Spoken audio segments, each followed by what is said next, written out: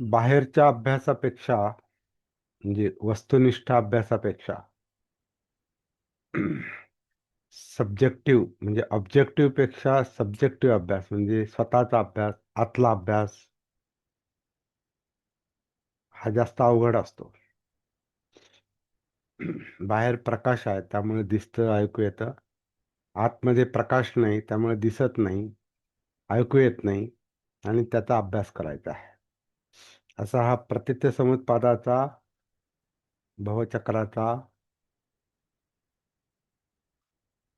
दुःखचक्राचा, 12 निदानाचा अभ्यास आहे. गरम होत.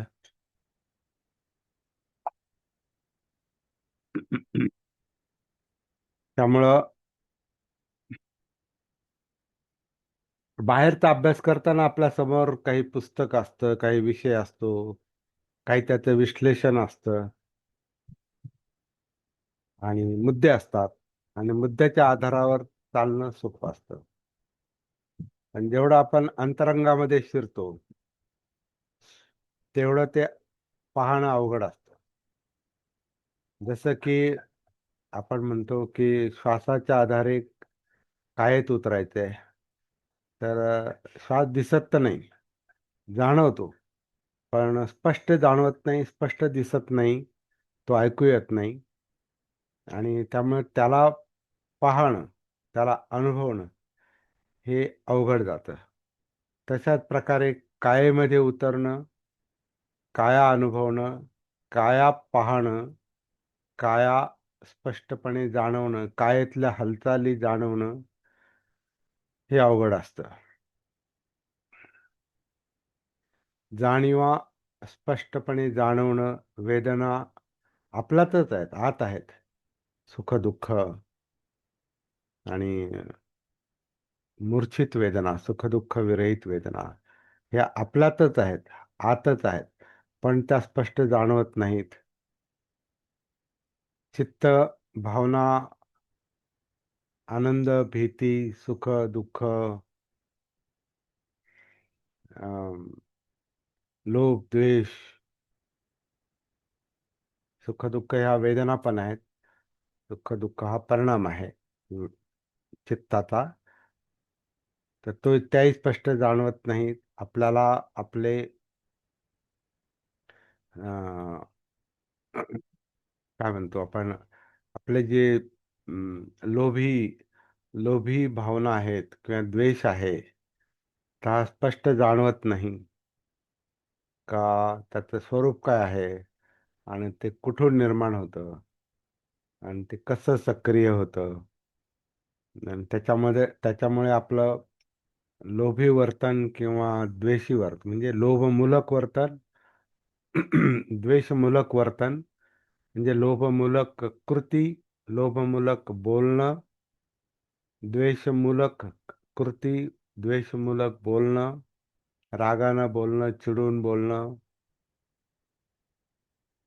त्याच्यामुळे निर्माण होणारं भय, अस्वस्थता, चिंता, अस्थिरता, अस्वस्थता, अं, जडपणा वगैरे ह्या ज्या चित्तातल्या गोष्टी आहेत, या स्पष्ट जाणवत नाहीत.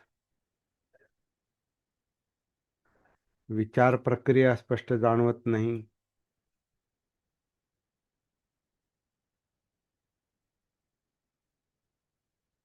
विचार आपल्यातच चालू आहेत. डोक्यामध्ये काहीतरी जाणवतं, पण स्पष्ट जाणवत नाही काय चाललंय ते.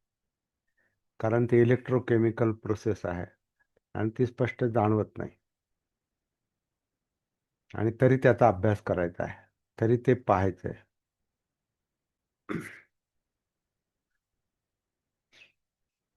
दुःख आपल्यातच आहे, आत आहे, सगळ्यात जवळ आहे, तरी ते स्पष्ट जाणवत नाही. काय चाललंय ते स्पष्ट जाणवत नाही.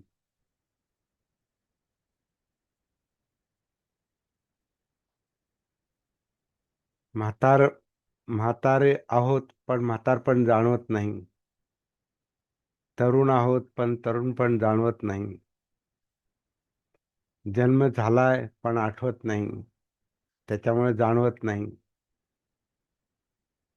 म्हणजे जेवढं आपण स्वतःकडे येतो तेवढं अज्ञात जास्त आहे, म्हणून अविद्या म्हटलेलं आहे. अविद्येतूनच हे सगळं चाललेलं आहे. अज्ञानाच्या अंधकारातच ह्या सगळ्या गोष्टी घडतायत, घडलेल्या आहेत, घडत आलेल्या आहेत. चक्र आहे, भवचक्र. तर जेवढं आपण आतमध्ये येतो, सब्जेक्टमध्ये, सब्जेक्टिव्ह याच्यामध्ये, व्यक्तिनिष्ठ जगात जेवढं येतो, तेवढं अज्ञानच जास्त आहे, अज्ञात जास्त आहे, माहीत नाही. पण परिणाम तर आहेतच. बाहेरचं जग जाणवतं. का? डोळे आहेत, कान आहेत, जीभ आहे, त्वचा आहे, नाक आहे, आणि त्याच्यामुळे विचार आहेत. त्यामुळे जे दिसतं ते लगेच बोलतो, पटपट पटपट पटपट बोलतो आपण. जे वाचतो ते पटपट पटपट बोलतो आपण. ऐकतो ते पटकन सांगतो आपण.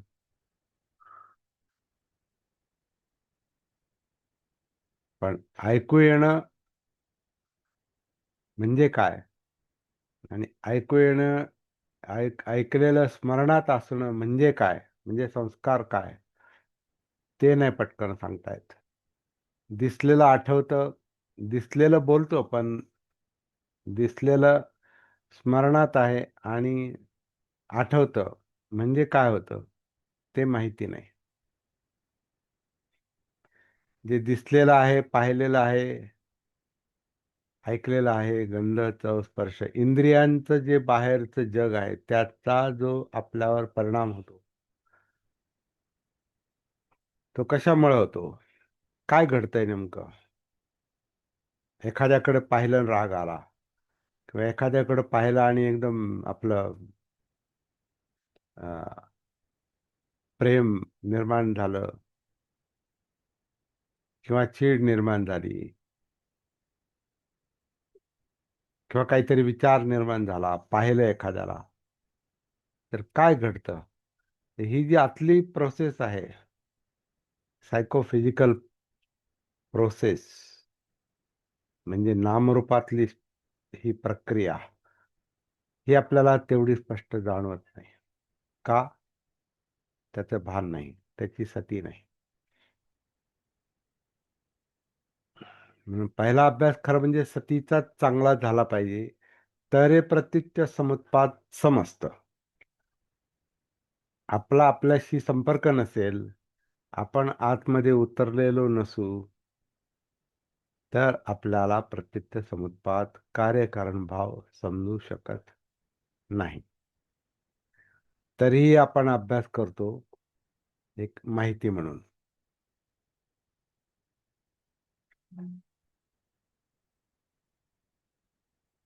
पण माहिती आहे म्हणजे ते आपण ते आपल्याला समजलं असं म्हणता येणार नाही लगेच. पण समजेल, कधीतरी समजेल. एक कसं आहे की एखादा रस्ता माहिती करून घेतला, कुठेतरी जायचं आणि तो रस्ता आपण नकाशावर माहिती करून घेतला, किंवा कोणाकडून तरी आपण ऐकलं, तर त्या नकाशाची माहिती, त्या रस्त्याची माहिती आपल्याला कधीतरी उपयोगात येऊ शकते. लगेच जरी नाही जाणं झालं तरी, हां, मी रस्ता माहिती करून घेतलाय, माझ्याकडं तो नकाशा आहे, किंवा मला कसं जायचं तिथं हे मला सांगितलेलं आहे.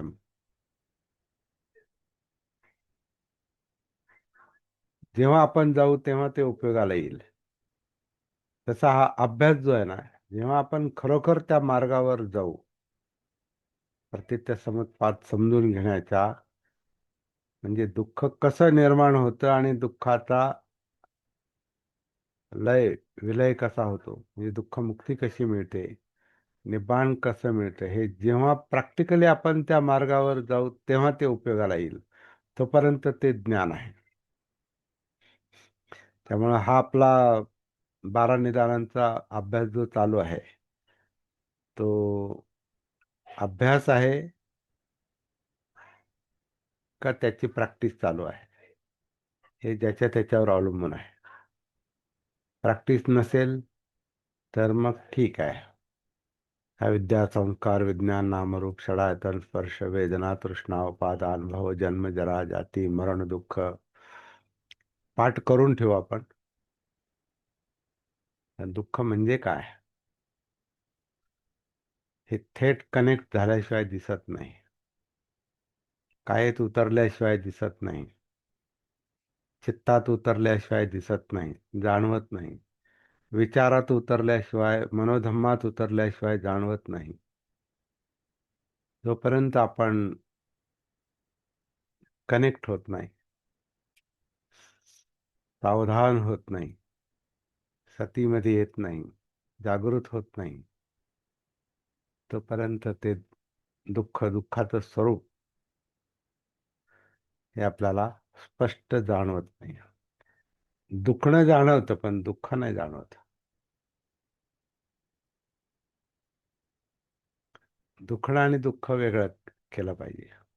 म्हणजे आता बोलता बोलता मला वाटलं, दुःख हे दुखण्याचं कारण आहे. दुखणं हे जाणवतंय, सुख जाणवतंय. म्हणजे आता दुखणं आणि त्याच्या विरुद्ध सुखणं का नाही, तर सुख भावना आणि दुःख भावना म्हणजे ह्या जाणीव ह्या जाणवतात. वेद वेदना जाणवतात पण त्याचं मूळ जाणवत नाही. दुःख वेदना जाणवते पण दुःख नाही जाणवत. सुख वेदना जाणवते पण सुख नाही जाणवत. सुख कशामुळे येते? एक कळालं तर दुसरं कळतं. सुख थांबत का नाही हे जाणवतं पण त्याचं मूळ नाही जाणवत. का नाही, का होतं तसं?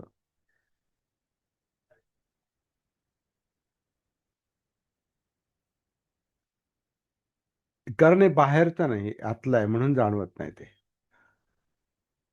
बाहेरचं आहे आणि बाहेर पाहायला आपले इंद्रिय आहेत, ऐकायला इंद्रिय आहेत. इंद्रियजन्य जग हे आपल्याला खूप लांब लांबपर्यंत माहिती आहे. म्हणजे आपल्याला बसल्या बसल्या प्रकाश दिसतो आणि सूर्य पण दिसू शकतो, समजा खिडकीतून आला, किंवा चंद्र पण दिसू शकतो. म्हणजे कुठं आहे तो? तो सूर्य कुठे आहे, तो चंद्र कुठे आहे? आणखीन काही लोकांना ग्रह तारे याचं पण ज्ञान असतं.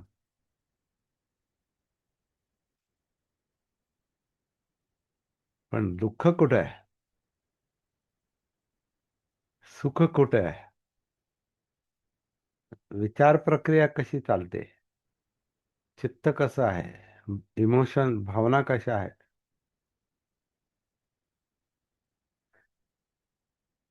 श्वास कसा चालू आहे?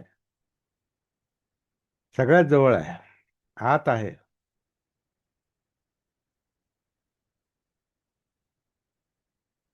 है ना? जशी एखादी वस्तू आपल्या खिशात आहे, आपल्या घरात आहे, आपल्या खिशात आहे, आपल्या जवळ आहे. ती खिशात आहे, हात घातला तर ती जाणवते. तसंच त्या खिशाच्याही आत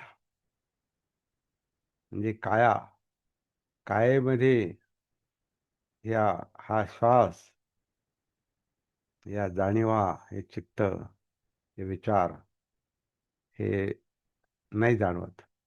चंद्र जाणवेल, सूर्य जाणवेल, तारे ग्रह जाणवतील, लांब लांबच जाणवेल, दिसेल, ऐकू येईल, पण आतला आवाज नाही ऐकू येत. लांबचा आवाज ऐकू येतो, आतला आवाज नाही ऐकू येत. लांबचं दिसतं, आतलं नाही दिसत. बहिर्दृष्टी आहे, अंतर्दृष्टी नाही. बहिर्कर्ण काम करतो, अंतर्कर्ण करत नाही, म्हणून आतलं ऐकू येत नाही. म्हणजे काही याच्यामध्ये ती एक प्रॅक्टिस पण आहे. अं, हे स्वतःच ऐका. जसं स्वतःच पहा हे पस्सना म्हणतात ना, स्वतःच पहा. तसं आतलं ऐका, आतला ध्वनी ऐका म्हणतात. त्यात काही त्यांनी साधना पण बनवल्या त्याला. साऊंड ऑफ सायलेन्स, शांततेचा आवाज ऐका म्हणतात. म्हणजे गोंधळ ऐका आणि शांतता पण ऐका. शांतता ऐका. गोंधळ ऐकू येतो हे तर स्पष्ट आहे. शांतता ऐका. तर हे ही साधना, ही प्रॅक्टिस उतरण्याची, सती, पठाण, प्रस्थान, पुढे जाणं, हे उतरण्याची प्रॅक्टिस जोपर्यंत होत नाही तोपर्यंत आतलं जग जाणवत नाही. अंतर्विश्व आपलं आपलं जग आपल्याला जाणवत नाही.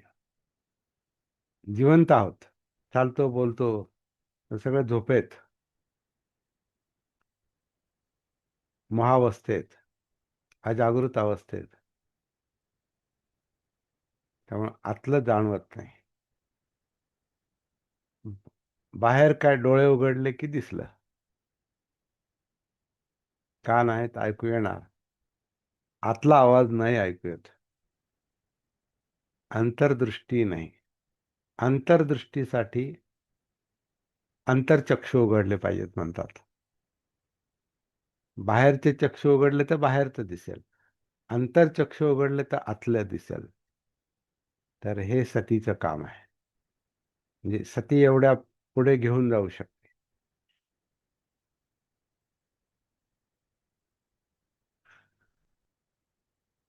मग दुःख दिसेल. मग म्हणजे आता दुःख चक्राचा अभ्यास आहे ना, भवचक्राचा. भव बनणं आहे, बनण्याचं चक्र आहे. भव म्हणजे बनणे. बनणे ही हा एक मधला टप्पा आहे. मधला टप्पा म्हणजे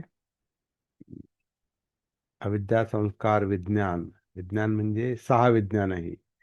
जाणीवा, जे आपल्याला जाणवतं ते डोळे, कान, नाक, जीभ, त्वचा, मन, याच्या पाठीमागचं जे आपल्याला जे काही जाणवतं, जाणीवा, ते विज्ञान आहे. कारण त्याच्यामुळे जाणवतं म्हणजे ज्ञान होतं, म्हणून विज्ञान म्हटलंय त्याला.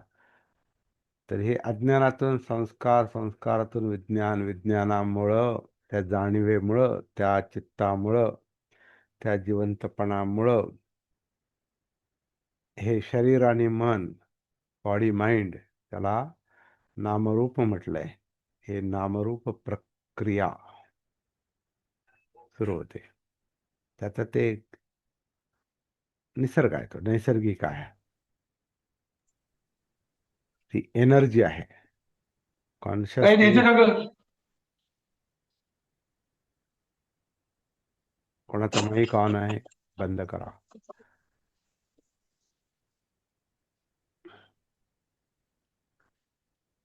दुधाने द्यायचं का? सती म्हणजे आपण इथे नाही आहोत, असा त्याचा अर्थ आहे. तर अभ्यास आहे, हा अभ्यास आहे. आणि लगेच रेडी, रेडी रेडी रेफरन्स म्हणतो ना आपण. त्यात लगेच लगेच कळतंय आपण काय आहोत, कसे आहोत. तर विज्ञान, 6 विज्ञान म्हणजे 6 इंद्रियांच्या 6 शक्ती, ज्या आपल्याला जगाचं ज्ञान होतं आपल्याला, पाहणं, ऐकणं, गंध, चव, स्पर्श. हे हे विज्ञान जे आहे, हे विज्ञानाचं अं, विज्ञान, विज्ञानामुळं ज्ञान होण्याची जी प्रक्रिया आहे, जी नैसर्गिकपणे आपल्यात आलेली आहे, त्याच्यामुळं काही इलेक्ट्रोकेमिकल प्रोसेस होऊन काहीतरी बनवून हे शरीर आणि त्यातला जिवंतपणा काम करतो. आणि विज्ञानातून नामरूप, आता हे सगळं दोन्ही चाललंय बरं का. आता आपण अनुलोम 12 निदानं पण पाहिलीत अशी, आणि उलट पण चाललोय. तर दोन्ही हे पाहत पाहत आपण हे 12 निदानाचा अभ्यास करतोय. क्रमशः आत जायला पाहिजे असं नाही, कारण क्रमशः आपण जाऊ शकत नाही. क्रमशः का जाऊ शकत नाही, तर मगाशी म्हटल्याप्रमाणे रस्ता माहिती आहे, परंतु चालायला जर सुरुवात केली नाही त्याच्यावर, तर ते क्रमशः लक्षातच येणार नाही. माहिती असेल, माहिती असेल म्हणजे पुण्याहून मुंबईच्या गाडीत बसलाय, किंवा नगरहून मुंबईच्या गाडीत बसलाय, किंवा मनमाडहून मुंबईच्या गाडीत बसलाय, किंवा सांगोल्याहून बसलाय मुंबईच्या गाडीत, तर तिथं कोणकोणती स्टेशनं लागतील हे माहिती आहे, पण गाडीत बसलो नाही. जर गाडीत बसलो नाही तर ती स्टेशनं काही कारणच नाही दिसायचं, कारण ते त्या गाडीत नाहीत आहे. तसं आता हे 12 निदानांचा आपण अभ्यास करतोय, पण प्रवास सुरू झाला का? कालची आपली चर्चा तीच होती. प्रवास सुरू झाला तर आपल्याला उलट सुलट दोन्ही बाजूचा प्रवास, म्हणजे अविद्या संस्कार विज्ञान नामरूप पासून दुःखापर्यंत, आणि दुःखापर्यंत पासून उलट जरा व्याधी जन्म भव, असं उलट अविद्येपर्यंत अज्ञानापर्यंत येता येईल. पण तो प्रवास चालू असेल तर, म्हणजे आपण आपल्यात असू तर, सतीमध्ये असू तर आपल्याला ते जाणवणार. नाहीतर केवळ बौद्धिक अभ्यास. सध्या तरी आपण बऱ्याच अंशी बौद्धिक अभ्यास करतोय. करत असाल तर, इथं लक्ष नसेल तर मग तोही अभ्यास नाही. प्रॅक्टिकल मग लांबच राहिलं तर प्रत्यक्ष आपण बौद्धिक अभ्यास पण करत नाही, तर मग बाकीचं बौद्धिक अभ्यास नसला तरी संशोधन होऊ शकतं, असं काही नाही. पण स्वतःच करणं जरा अवघड असतंय. ते माहीत नाही कोणाला जमतं. त्याचं उत्तर एवढंच मिळतं की ज्याच्यामध्ये जागृतीची पातळी जन्मतः म्हणा, किंवा काही अशी कंडिशन आहे, काही परिस्थिती आहे का त्याची चित्त पहिलंच जागृत आहे, बऱ्याच बऱ्याच प्रमाणात, मोठ्या प्रमाणात, त्याला मग काही गोष्टी ह्या स्वतःच करण्याची, हा जीवनाचा प्रवास करण्याची इच्छा त्याच्यामध्ये नॅचरली निर्माण होते. स्पष्ट उदाहरण बुद्धाचं आहे, स्पष्ट उदाहरण बाबासाहेबांचं आहे. प्रश्न त्यांच्या लगेच लक्षात येतात जीवनाचे, कारण कनेक्शन आहे, स्वतःशी कनेक्शन आहे.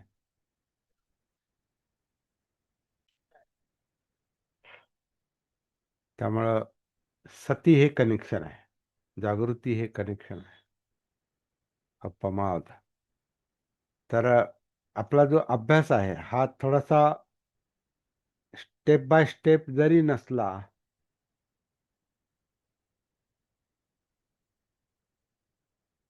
सध्या, तरी त्या स्टेप्स प्रत्येकाला प्रॅक्टिस करताना दिसणार आहेत. अभ्यास असो नाही तर नसो.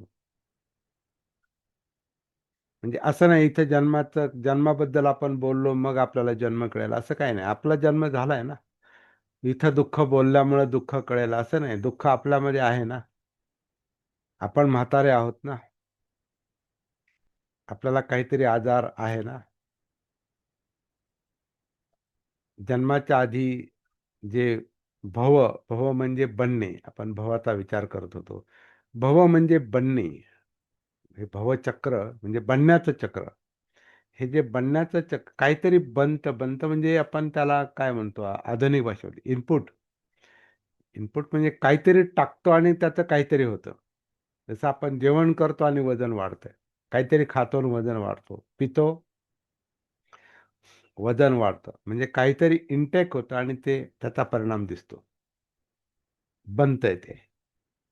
आणि मग त्याच्यामध्ये जी काही रासायनिक प्रक्रिया होते आतल्या, ज्याला आपण पचन म्हणतो किंवा रक्त बनणं म्हणतो,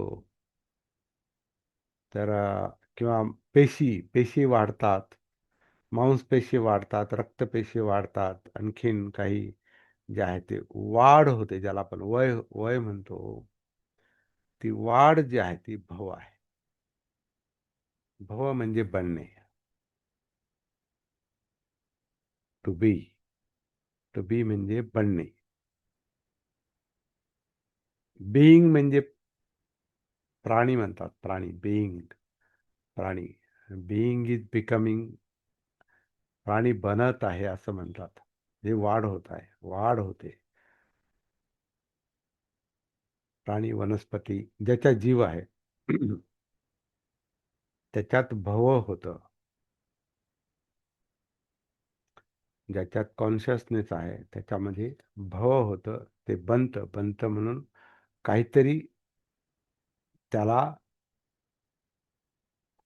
ते जागा व्यापतं. स्पेस. आणि ते विशिष्ट वेळी व्यापतं. म्हणजे आत्ता मी इथं आहे किंवा तुम्ही तिथं आहात, या क्षणी तुम्ही ती जागा, जिथं आहात ती जागा व्यापलेली आहे. काही वेळानं आपण इथून बाजूला जाऊ, तेव्हा दुसरी जागा व्यापू. जिथं जाऊ तिथं आपण जागा व्यापू त्यावेळी. म्हणजे स्पेस टाइम, जागा आणि वेळ, स्थल आणि काल. स्थल कालाच्या या चाकोरीत, या लिमिटमध्ये, या मर्यादेमध्ये आपलं अस्तित्व आहे, आपलं भव आहे. आणि ते परिस्थितीनुसार बनतं, बिघडतं. निर्माण होतं, लयात जातं परिस्थितीनुसार. म्हणून मृत्यू आहे. म्हणजे भवला मृत्यू आहे. म्हणून परत मरण पुढं. तर भव आहे. भव कशामुळे? तर काहीतरी बनत चाललेलं आहे. बनतं कशामुळे? काहीतरी घेत चाललेलं आहे. कारण आता हे लोभ द्वेष जे आहे ते तेच आहे. लोभ म्हणजे काहीतरी ऍड करतोय तो, घेतोय तो. उपादान. तर उपादानामुळे भव आहे. उपादान आत घेतोय. आणि ते आत का घेतोय? तर काहीतरी फोर्स आहे पाठीमागे. त्याला तृष्णा म्हटलेलं आहे. त्याच्यामध्ये काहीतरी पाहिजे, काहीतरी नको. तर नकोचा नाही, पाहिजेचा. पाहिजे म्हणजे घेतो. नको म्हणजे तर काढायला पाहतो. पण काही गोष्टी अशा आहेत का तो लगेच काढू शकत नाही. म्हणजे आपल्याला समजा काही आजार आहे आणि काही गोळा आलाय समजा, काही गाठ आली, ती नको आहे म्हणून काय लगेच काढू शकत नाही आपण. तिचा राग येईल, चीड येईल, ती दुखतंय. पण आपण ते लगेच असं एखादी वस्तू उचलून बाजूला ठेवली तसं आपण करत नाही. पण त्याच्याविषयीचा राग असतो, द्वेष असतो, चीड असते. माझं दुखतंय, मला का असं? आणि जे पाहिजे ते तर घ्यायचं काम चाललेलंच असतं. पाहिजे, पाहिजे, पाहिजे, पाहिजे. नको, नको, नको. तर हे उपादान हे घेतो, हे पाहिजेमुळं. आणि का? तृष्णा आहे, इच्छा आहे, लोभ आणि लोभ आहे.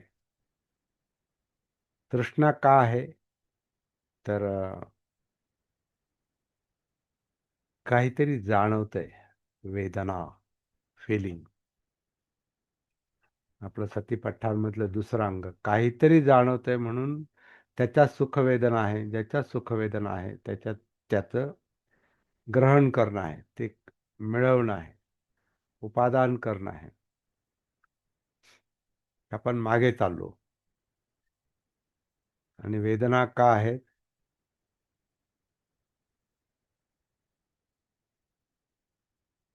काहीतरी काहीतरी फस आहे, म्हणजे स्पर्श आहे, कॉन्टॅक्ट आहे. इंद्रिय आणि डोळे आणि विषय याचा कॉन्टॅक्ट झाला, स्पर्श झाला, संपर्कात आला, इंद्रिय आणि विषय संपर्कात आले की त्याच्यातून काहीतरी जाणवतं का हे मला पाहिजे किंवा हे नको. डोळे, कान, नाक, जीभ, त्वचा त्याचे त्याचे जे विषय असतात आणि मनातील विचार, मन आणि विचार हे पण डोळे आणि दृश्य वस्तू सारखंच काम करतात. कान किंवा ध्वनीसारखंच काम करतात. मन आणि विचार तर त्याच्यात जे चाललेलं आहे, इंद्रिय आणि विषय, त्याच्यामुळं ज्या जाणीवा आहेत, वेदना आहेत, त्याच्यामुळं मग पुढचं तृष्णा, उपादान, भव आणि दुःख हे पुढं चालू राहतं.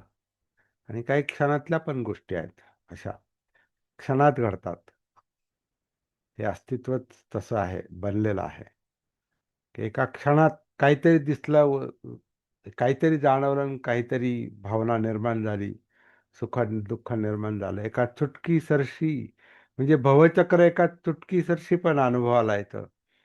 आणि त्याचा अभ्यास करायला गेलं तर कितीतरी दिवस लागू शकतात.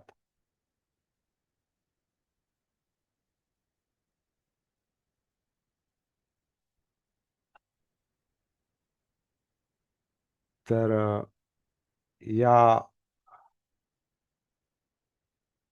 वेदना अ, ज्या आहेत, म्हणजे आता आपण इंद्रियांमुळे स्पर्श आणि स्पर्शामुळे होणाऱ्या जाणीवा, वेदना, त्याच्यामुळे पुढच्या गोष्टी घडतात. जे पाहिजे ते गोळा करत राहणं, नको ते कमी कमी करण्याची इच्छा बाळगणं, जे पाहिजे ज्याची इच्छा आहे, लोभ आहे, ते गोळा करत राहणं, कमावणं, मालकी, मी, उपादान करत राहणं. तर हे इंद्रिय आणि त्यांचे विषय याच्यामुळे होतंय. कारण त्याच्यामुळे विज्ञान, म्हणजे 6 विज्ञान जी आहेत ती प्रभावित होतात. आता हे सगळ्या आतल्या गोष्टी आहेत, त्यामुळे याच्या पलीकडे जास्त काही बोलू शकत नाही आपण. स्पष्टीकरण, याला स्पष्टीकरणाची गरज नाही, कारण अनुभवाच्या गोष्टी आहेत. जेव्हा आपण सतीने आत उतरतो आणि सगळं अस्तित्व आपल्याला आपल्या सतीच्या प्रकाशात येतं, तेव्हा ह्या सगळ्या गोष्टी ह्या आपल्याला एक एक करून जाणवतात. आणि मग त्या स्पष्टीकरणाला काय अर्थ असतो. तोपर्यंत फक्त शब्द आहेत. आपण बोलता बोलता मागे आलो, विज्ञानापर्यंत आलो, म्हणजे 6 विज्ञानं. 6 विज्ञानं का आहेत? तर संस्कार आहेत. आता हे संस्कार आणखीन आतली गोष्ट आहे. संस्कार हे दिसणार नाहीत, संस्कार हे जाणवणार नाहीत, परंतु काहीतरी त्याच्यामध्ये घडतं. आपण साधं उदाहरण घेतलं की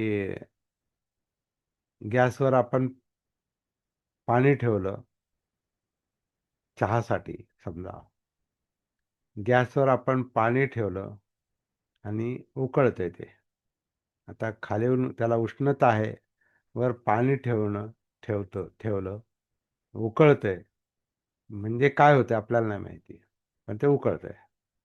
ती उष्णता त्या पाण्याला उकळायला कसं काय भाग पाडते? काय घडतंय? उष्णता म्हणजे काय? उकळणं म्हणजे काय? ते आपल्याला नाही माहिती. उकळतं हे दिसतंय. खाली उष्णता दिसते. पण उकळणं काय ते नाही माहिती. त्याच्यात आपण समजा साखर टाकली. साखर दिसते, पाणी दिसते, पण विरघळते का? ते नाही माहिती. त्याच्यात चहा पावडर टाकतोय आपण आणि त्याला रंग येतो. चहाचा रंग येतो.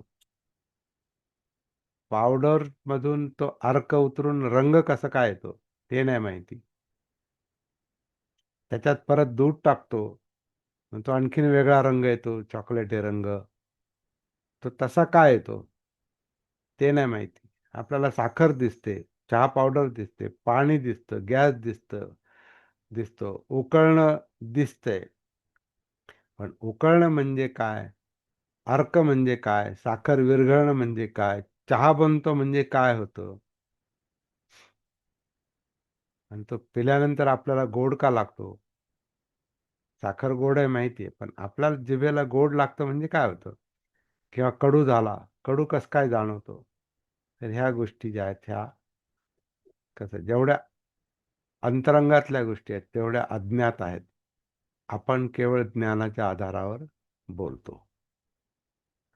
तर आणि हे सगळं अज्ञानात घडतं, म्हणून अविद्या, अज्ञान. इथे आपलं उलट भवचक्र पूर्ण होतंय. वेळ पण संपलेली आहे आपली, आणि ते केव्हाही आपलं ही मीटिंग बंद होऊ शकते. आणि हे